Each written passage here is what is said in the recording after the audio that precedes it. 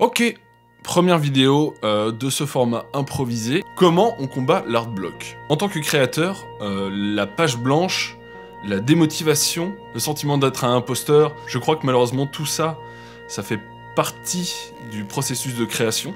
En tout cas, peut-être qu'il y a des artistes, créateurs, qui n'ont jamais de problème.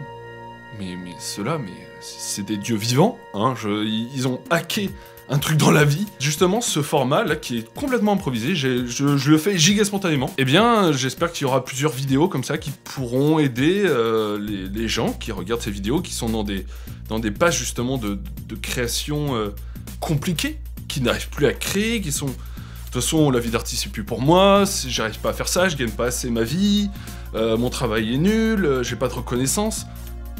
Tout ça, justement, eh ben, on va essayer de démystifier ça un peu dans ces vidéos-là, qui en plus va m'aider moi, parce qu'en parlant à voix haute, en me disant des trucs comme ça, ça va jouer sur moi aussi. Donc c'est banco, tout le monde est content. C'est que je me demande... Déjà, un créateur se pose beaucoup de questions, hein, je crois. Rassurez-moi, je suis pas tout seul. En tout cas, je me suis demandé si un artiste avait besoin de souffrir pour pouvoir créer.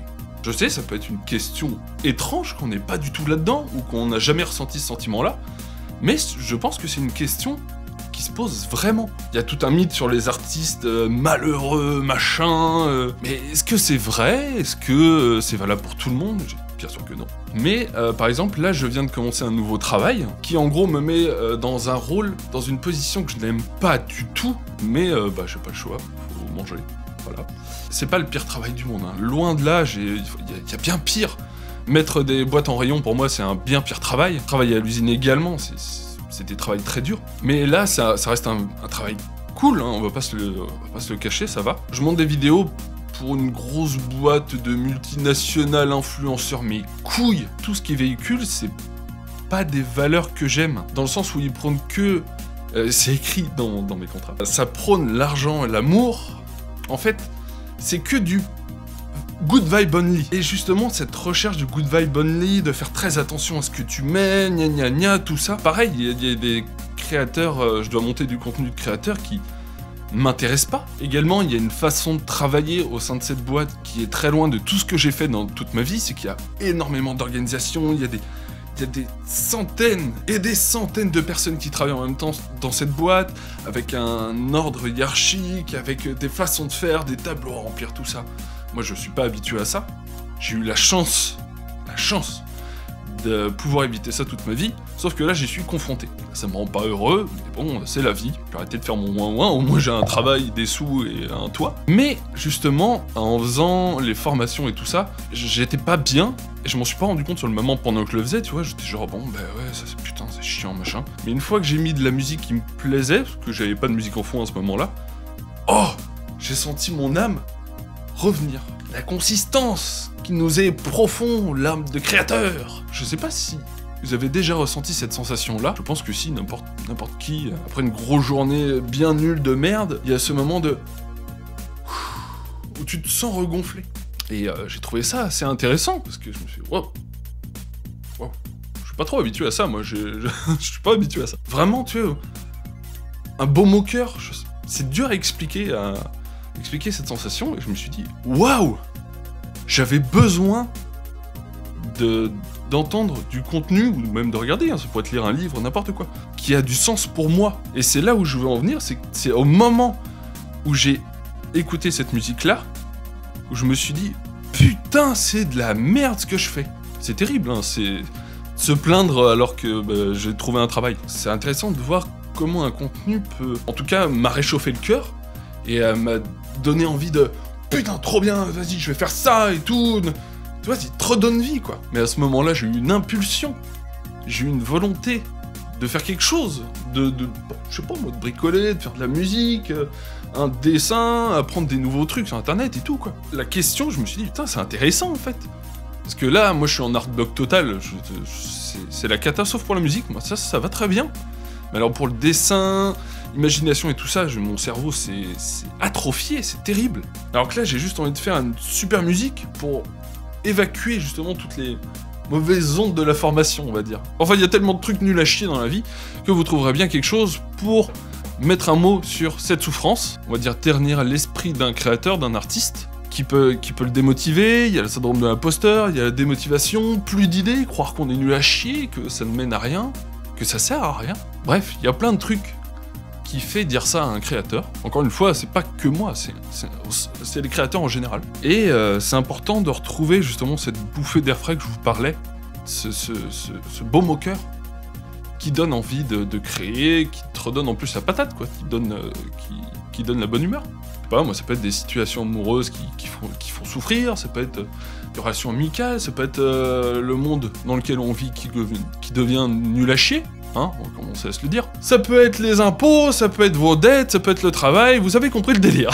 Ça peut être des choses encore bien plus graves et tout ça, moi, c'est pas une échelle de comparaison, on s'en fout. Ce que je veux dire par là, c'est qu'il y a forcément quelque chose dans la vie d'un créateur, ou n'importe qui d'ailleurs, qui casse le moral, qui sape le moral, et nous, dans ce sujet-là, on est des créateurs, donc ça casse notre créativité. La formation m'a un peu dépersonnalisé, c'est dans un monde auquel je ne tâche aucune valeur, auquel je m'en prends les couilles, mais sauf que c'est le travail, il faut travailler, hein, c'est comme ça. Et c'est cette dépersonnalisation qui brouille un peu notre âme d'artiste, et c'est important de se reconnecter justement avec cette âme d'artiste quand on trouve le temps, quand on trouve la motivation, c'est ça l'art block, c'est tout ça en même temps, c'est des trucs qui empêchent de créer.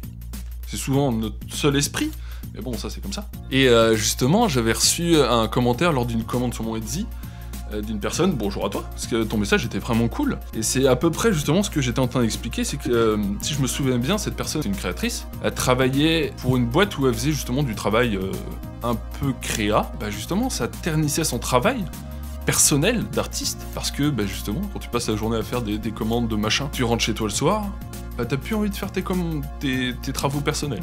Enfin, en tout cas, moi, c'est comme ça que je le vois. Justement, là, le nouveau travail, c'est du montage pour une grosse boîte d'influenceurs de merde, on va se le dire. Et justement, je me pose la question de... Est-ce que ça va ternir mon travail personnel? Est-ce que je vais avoir la motivation? Est-ce que le soir, j'aurais pas juste envie de me poser, de jouer à Red Dead? Si j'ai envie de jouer à Red Dead tout le temps, c'est un gros problème. Quand c'est pas Fallout 4. Et c'est pour ça, il faut pas perdre l'âme d'artiste qui est au fond de nous, car elle est très, très friable. Ça part en un claquement de doigts. Elle tient à que dalle, et il faut faire attention à la préserver. Mais justement, est-ce que préserver son âme d'artiste, ça veut dire mettre en péril son portefeuille, sa vie, son futur? C'est des questions importantes qui font peur. Eh bien, peut-être que oui. Sur la Terre, ça existe forcément. Mais est-ce qu'il y a des gens qui arrivent à concilier un travail et à rentrer chez eux le soir et se mettre en mode deuxième travail? Ok, dessin, je vais vendre mes dessins, je vais faire ma boutique en ligne, il faut que je pense à la com, le marketing, machin, comment on fait, je contacte qui, il faut que je trouve des usines, machin, comment j'envoie mes dessins. Et énormément de questions. Il y a tellement de questions, et même moi dans ma petite carrière d'artiste, j'en ai frôlé un dixième.